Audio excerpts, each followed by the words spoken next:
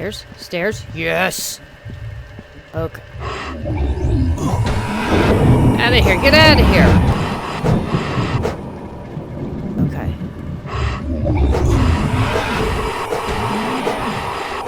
Okay. Okay. Alright.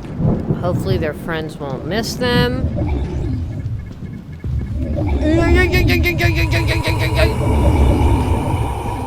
No, no, no, no, no, no, no. Oh, dead end, dead end, dead end. This is... No, no, not dead end. Oh my god.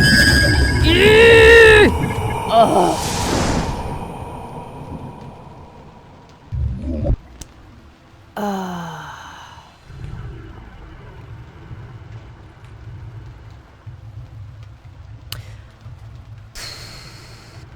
Let me just breathe a minute. I just...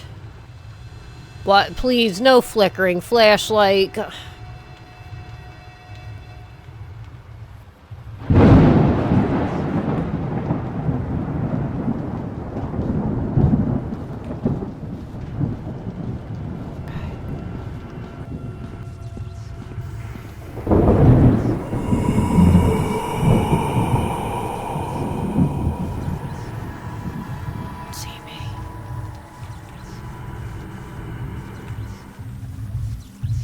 Need to be. Alright,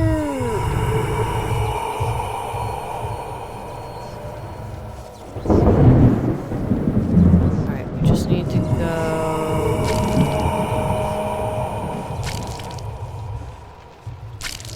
Oh, what is that noise? What is what? Oh, you spit? Why is there a thing that's spitting at me? Yeah, yeah, yeah, yeah, yeah, no, no, no, no, no, no, no. No, no, no, no, no, no, no, no. No. Yeah, no, no, no. Oh my god, where am I? What am I doing? Oh my god, I don't know. Oh my god, it's a wall. Oh my god. Oh my god.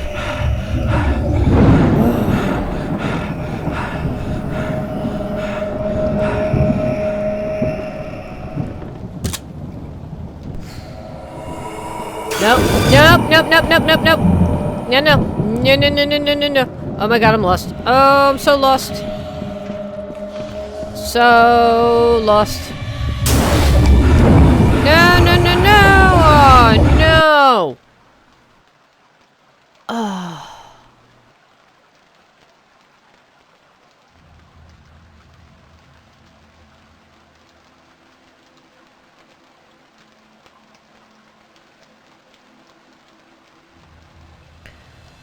Oh.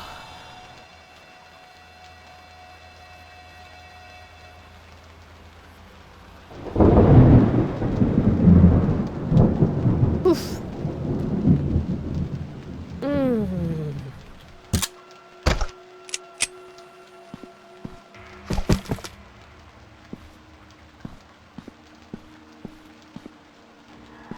Yeah, it was in stock in Edison, which is 2 hours away from us.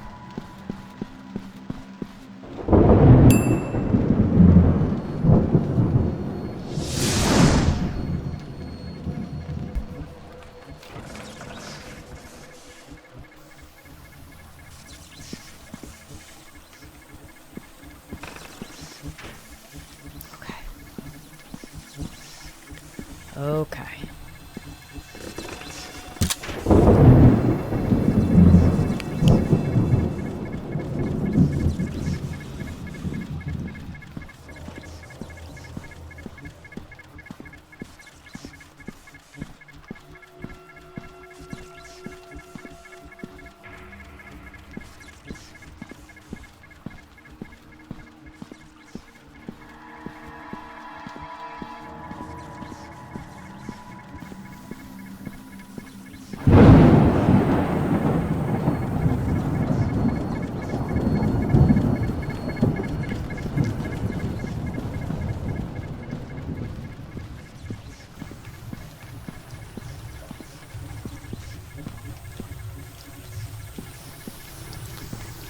Drippy, drippy, drippy.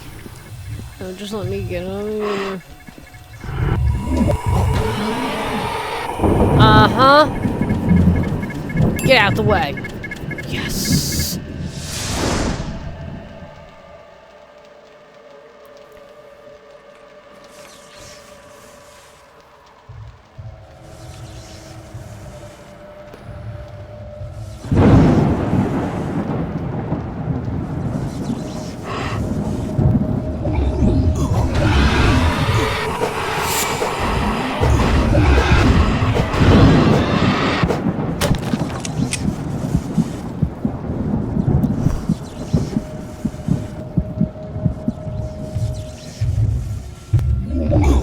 What? Oh, I totally missed that time. Get out of here. Go die. Ew, look at that thing.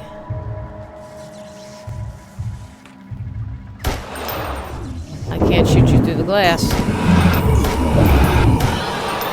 You can watch all your friends get shot, though. Oh, there's one.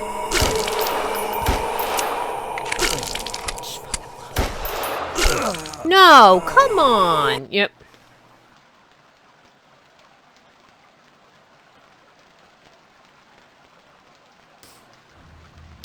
All right. Let me see here.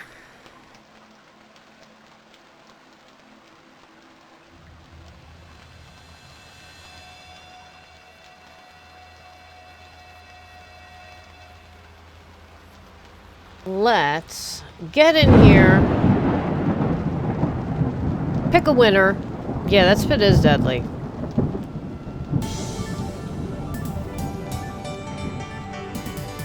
Steamy.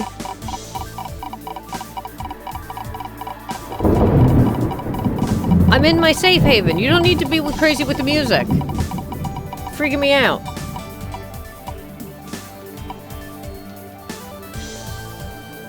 Dead man's chest.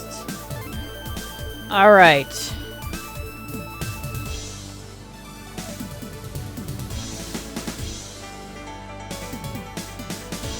I think it has to do with the sanity level, like it, because it comes out of the wall. Ugh.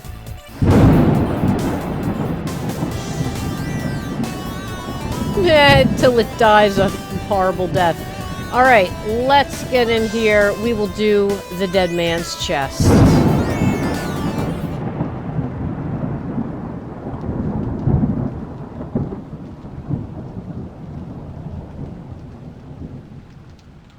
What you want, cause a pirate is free. You are a pirate. You're our favorite indeed. Being a pirate is our entity. Do what you want, cause a pirate is free. You are a pirate.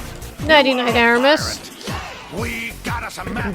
Alright, Steamy. Hidden box that's all locked up with locks. Let's see what you've won. We'll dig up the box. We know it's full of precious booty. Bust open the locks. 404. Being a pirate is horrid to me. Do what you want, cause a pirate is free. You are a pirate. Ahoy in the blast. Stinky detergent and diggity fast. And the black flag at the end of the mast. You are a pirate. We're sailing away. Adventure waits on every shore. We set sail and explore. And Ren and Jem all day. We float in a boat until it's time to drop the anchor. Then hang it for coats until we say bye. Okay. Being a pirate is our everything. Do what you want, cause a pirate is free. You are a pirate. You're our wind desert backlash wherever you go. Blue sky above and blue ocean below. You are a pirate. You are a pirate.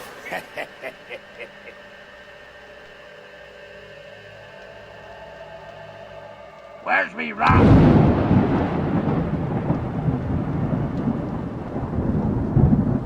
Alright, here we go. Let me... Did not mean to click that. I'm clicking all sorts of things now. Send you this in a Twitch message. One of you scurvy crew had an accident on the boat deck.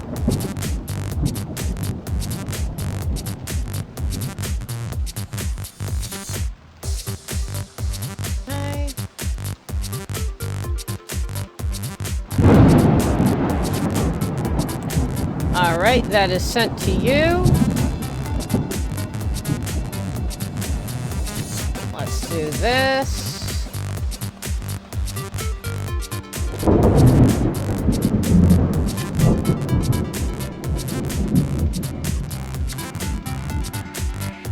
Let's see here. Let me hop over here real quick. Let's...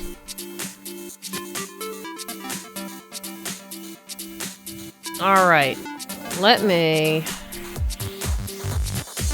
quit out of the game real quick so it's not like a freaky horror Q&A here.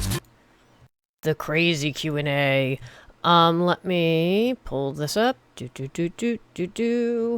Puppy power.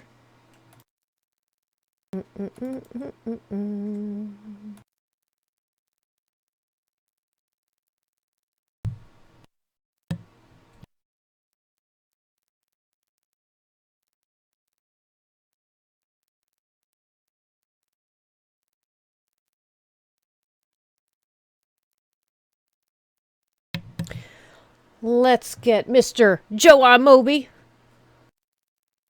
on the Skypies.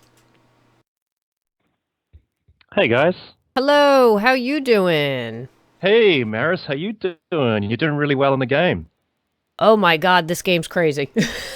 Yeah, I have to apologize for the AI. They're a little bit OP at the moment, but in our next update one, they will be put in their place a bit more. Not too easy, but they won't go crazy on you.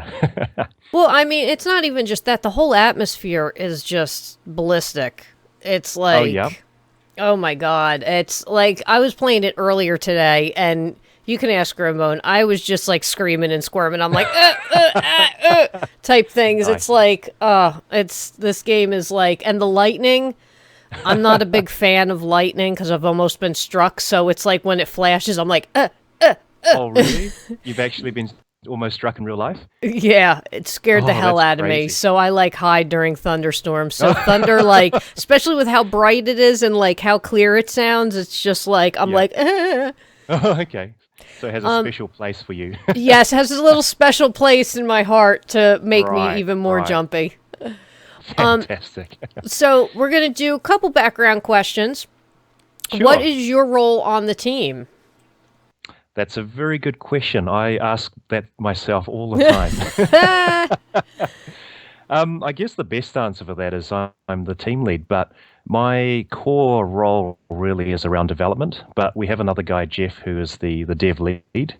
So I guess I'm the guy who coordinates everything, almost like a sort of a producer type role, and kind of do a bit of dev in the background as well. Now, what age did you start playing games? Oh, well, that's a really good question, actually. I started playing games when I was 3. So that was, this probably shows you quite how old I am, but I was, my very first game was Space Invaders. Well, that's actually, I started at the same age, and I'm celebrating 30 years of gaming in December. So. Really? Oh, congrats. So you know what I'm talking about. Okay, yep. Yeah. It was a funny memory because that was the very first thing. That was the first thing I remember in my entire life. Was I was so short I couldn't even reach the controls, so my mum had to bring over a wooden box, and I had to stand up on that. Even then, my hands could barely reach the controls and the single button to press the thing. But it's my earliest memory, and I remember ever since then, all I've ever wanted to do was to make games. But of course, I grew up and around that time, there wasn't a massive sort of an industry, and so I got a real job, so quote unquote. And then only in the last one of those 2 or 3 real years. things, those real jobs, Yeah, quote unquote. Yeah. Sadly, corporate IT. So. Oh God, I'm so sorry God, for you. I did the corporate stint. Oh, you've done that too. Yeah, I'm so sorry for you. Oh, I'm so okay. sorry. Right. And it wasn't super bad, but it wasn't the kind of probably like yourself. We weren't super passionate about it. So games is. Yeah, that's all I've ever wanted to do. Oh, I did customer service for corporate. Oh, did you? Not IT. Wow. Oh. I really take my hat off to you because customer service is such a thankless, tricky, hard job. It's always your fault. No one ever says thank you. So, yeah. No, they curse me off. That's what they do. Oh. Luckily, I've been out of it for a couple years. So, thank goodness. yeah. Now, how did you get started with the development of games? Did you just start it as a hobby, like you'd come home from work and start working on them and do like little modifications for existing games, or were you writing stuff while you were working, your free time? It's like, oh, I don't have any IT problems, let me code a game real quick. Yeah, it's a bit of a funny old thing. I think this was about 3 years ago, and I think by that time I was in working full time on my wife's business, which was in immigration consulting. And I think I'd spent a year. So I think I'd had about a year after I'd left my full time contracting job in IT. And I think I'd spent about a year on that business, and I thought at the end of that, it's like, oh, you know what? Actually, this kind of blows as well. And I think it was in the office one day, and I found this game engine called Construct 2. It's only kind of 2D stuff, but it's really, really easy to learn. I just started diddling around with that when I was supposed to be working, and I just thought, wow, this is really easy. Before that, I was thinking the barrier of entry was just way too high, but I hopped into that, started playing around with it as a hobby. And then I think after I put up only a couple of games on Facebook and stuff like that, one of my mates who runs a web design business said to me, hey, look, we have a client that we're working with who wants HTML5 games. Would you be interested? And that was kind of the beginning of that entire journey, actually. And it's led to where I am now, which is quite fortunate. Nice. So if you weren't a game developer, would you still be an IT person, or would you have left that corporate environment regardless and gone on to something else? Yeah, it's an interesting one, actually. I think I was ready to go. I mean, at probably about 3 years ago, whenever that was. Yeah, I was pretty sick of it, actually. Pretty sick of the corporate politics and all that sort of nonsense. So I'd already left for to basically run a small business. But yeah, it's interesting. I think towards the end as well, I ended up taking up small kind of consulting type roles. So my role in corporate was as a software test lead. So I went into about 3 companies and I did some consulting and said, okay, here's how you should implement a structure for testing process. So I'd already kind of started going down that track. And one of the contracts was to actually provide a testing structure or a foundation for an MMO, a kids MMO, which is being built with Unity. And so at that stage, I thought, oh, I'll learn a little bit about Unity so I can basically consult better. And what happened was I started opening up Unity. So Unity 3D, for the people who don't know, is a game engine in which you can make games. And so I started looking at it and thought, actually, this is a piece of cake. And I think from that point onwards, I kind of fell in love with it and just started using it myself to make my own games. Now, why do you make games? Is it a personal passion? Would you consider it an expression of like a type of art form for you, certain particular interests, certain ideas that you want to express to people, or certain thoughts on situations? Yeah, that's a really good question. I think I touch a number of things, but in terms of personal expression, it definitely is. I mean, I'm aside from games, I'm a massive a hardcore gamer, but one of the things I really like, or a particular genre out of games and movies I really enjoy, in particular, is horror, as you can tell. We like it too. I play mostly horror. Oh, do you? Oh, okay. Yeah. How did you like Alien Isolation, by the way? Just a quick segue. Oh God, I have to admit, they did a fantastic job on that game. Yep. I wasn't expecting how good it was going to be, because a lot of the times some of the newer games that have been coming out, especially AAA, have just been like blah. Terrible. Like Evil Within was just Oh, you didn't like it? No, it was like Resident Evil with a lot of gore. Oh, so yeah. I wanted. Mine was the same guy, right? Yeah. Yeah, I wanted more like shock. I like the claustrophobic feeling. I like that like tense, that right. terror, that buildup of like stress, right. or that just constant stress. Alien Isolation was just constant stress. And like Phantasmal is like constant stress, but it's not a bad stress. It just adds to it. And when you hear like little things, you're like, oh God, what is that type thing? Exactly. You're paranoid. Yeah, It's that sense of exactly. discomfort. It's that building mounting dread, and you don't really know what it is. And I love that sort of stuff. Hmm. And I think Alien Isolation definitely kind of conveyed that. And a lot of the early Silent Hill games, although I don't remember all the specific things, but I do remember the feeling of, oh my God, what the Oh, hell is going on here, sort of I thing. That thick I, atmosphere. Yeah. I always quote Silent Hill 1, and we were playing it back Yes. when it was me and a couple friends playing it back when surround sound, like, not everybody had surround sound. And you Right, were right. sitting in the dark in that pitch black, like, Yeah. schoolyard, and the stuff's walking behind us, and we're like, oh God, we're dead. Oh my God, we're so dead. Yeah. I know. And you remember that iconic scene where you're just where your character is walking into the and the world is changing, and it's got that funny view like you're walking. It's also in the Yeah. movie, the Silent Hill movie, and then you've got those weird little midgets coming, and you've got to kill them Hmm. all.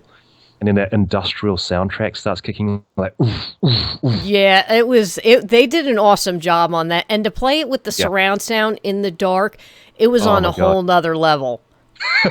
It was like you're like, oh God, it's behind me. Oh God, it's to the side of me, and it's like you're afraid to turn around because you're like, oh, I it's know. right there. And the camera angles, they were just genius. They worked so well in that whole thing. It was just so that was so disturbing in itself. Mm. Yeah, yeah. So yeah, I guess in terms of self-expression, that kind of thing. Yeah, probably. I guess the other thing too is when I was a kid, one of the things I would do, I would design games like board games and things like this. I think on a subconscious level, I kind of remember bits and pieces of stuff I've wanted to do when I was a kid, and I think it's kind of come out in this game. And one of the other key things is for a long time now, I've really wanted to find a horror game that would be different, every time, so procedurally generated one. Hmm. And for many years, I just couldn't find anything like that. I think after I'd sort of come out with this concept, and this concept actually came out of a game jam itself, which people seem to respond to. And I thought, oh, okay, cool. Why don't I see if this has some kind of viability in terms of a market or some commercial viability? And a lot around that time, Daylight came out, which I liked what Okay. they were trying to do. It wasn't my favorite game or anything like that, but aside from that, there wasn't really too much out there. And like with Silent Hill or the very first Dead Space, Hmm. scary as hell. But I could never play it again because if I even slightly remember where stuff was, it would just destroy the horror for me. So that was kind of the rationale behind the whole the procedural generation, all that stuff. It does add the twist to it. I kind of like that too. And I've noticed there's I don't know if you've heard of Monstrum. Yeah, That's yeah, also one. That yeah. game is procedurally generated, so you don't know where you're going. You get lost, and that's like one of those paranoia games Right. too. But I enjoy the procedural generation. I think it's a great thing because you're right. If you know where you're going, Yeah, it's not so scary. You're like, all right, hang a right here, go left here. There's going to be a monster here. You exactly. know, you go into one of the procedurally generated, and you're like, well, I don't know where I am, and I don't know Yeah, where I'm going.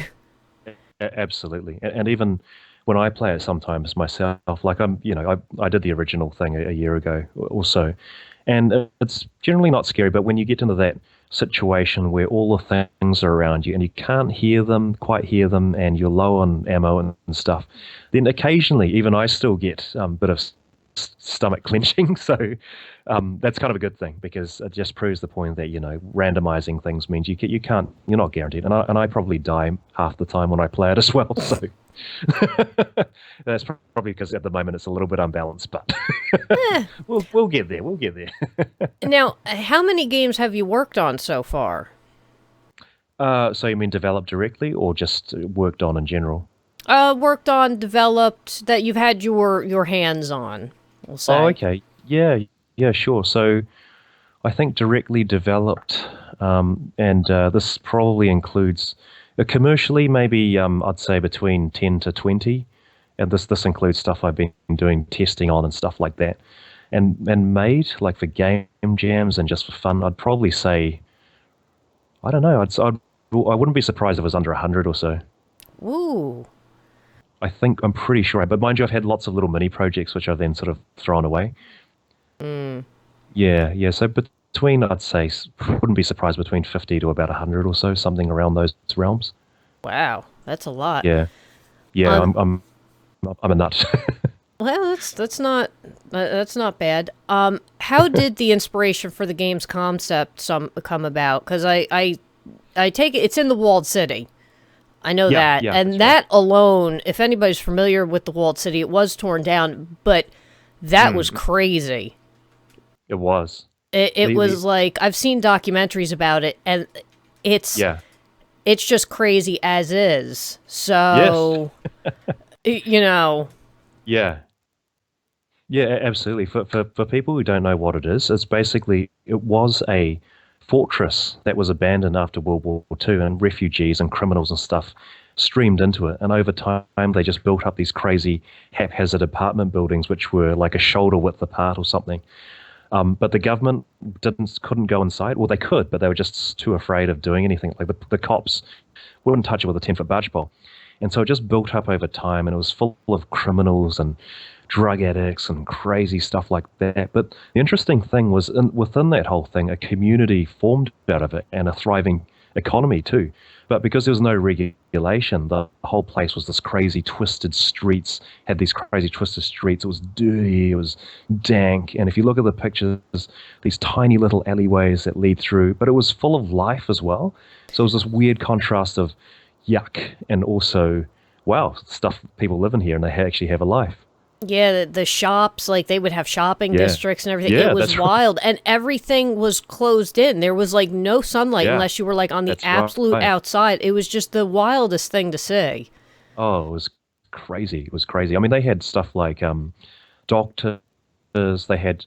I remember a documentary I saw said, there was guys that would make like pancakes for restaurants, and it was like one of the most popular pancake distribution places because they wouldn't pay any tax, so therefore it was super cheap. So they had this really weird economy going on in there as well. But we didn't actually start out with the KWC, the Kowloon Walled City, as our initial setting. We actually had this because we are going down that Lovecraftian route. So we had Ah, the Miskatonic University, which is a staple within H.P. Lovecraft's writings. And after our Kickstarter and our initial design review, we just kind of talked around and said, you know what, this university looks like a haunted house, and there's like a million games of haunted houses, yawn. So I did a bit of brainstorming and thought, and one of the guys said, hey, the Kowloon Walled City is hardly used. It gets touched on by a couple of games, but it's never a center stage. And we started looking into it, and we saw how crazy and weird, like you say, it is, or it was already. And we thought, this is the perfect place. yeah, So that's kind of how we. I can see this kind of stuff taking place in the walled city. I just Doesn't I'm surprise you, like, right? yeah, I was like, oh, walled city. Oh, well, this, yeah, I can see this happening. Yeah, Now, I know. It's like, what inspires you outside of gaming? Do you have like anything like can you look at nature and say, "Oh, that's an awesome idea," or do you like people watch or do certain I don't know, weather patterns or something like that? Like do you find something that it inspires you outside of the realm of gaming? yeah, yeah, definitely. I mean, I haven't been recently, but growing up and most of my adult life, I've been a absolutely mad about reading. So I love reading books. I haven't done too much recently, but a little while back, I was really big into Robert E. Heinlein. So he's a sci-fi writer he was really prominent and prolific during the kind of the between the 60s to the 80s. So he wrote the book for Starship Troopers. So don't judge it by the movie; it was crap.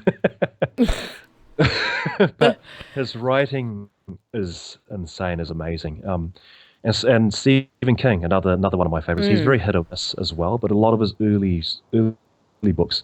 One of my favorite series is the Dark Tower trilogy, which he wrote in the 80s. Yeah. Amazing, amazing, amazing set of stories. And then he wrote about eight, and I think the last five were within the last 10 years. And he wrote himself into like the last couple, and I was like, yeah, don't know about Yeah. that. It Yeah, is you he read is those? kind of hit or miss. Yeah. He is very Yes, prolific though. he is prolific. Yeah, he writes a lot of stuff, and some of his stuff is amazing. Some of it is not so great. So I'd Yeah. say books are a huge inspiration. Movies as well. In terms of people and stuff, I subconsciously, this is an expression of my own warped psyche. I wouldn't be surprised. I'm pretty weird. But not consciously, I don't think. But I do take a lot of inspiration from different things. I have a lot of hobbies as well. So I'm an active member of Toastmasters. So public speaking is a huge hobby of mine as well. And I also do a lot of Muay Thai boxing at the moment. I've been a huge nut with martial arts. It's probably my second passion after games. And so there's a lot to draw on from that as well in terms of the principles behind martial arts and things like that. So yeah, definitely. There's lots of stuff that I either consciously or subconsciously draw inspiration from.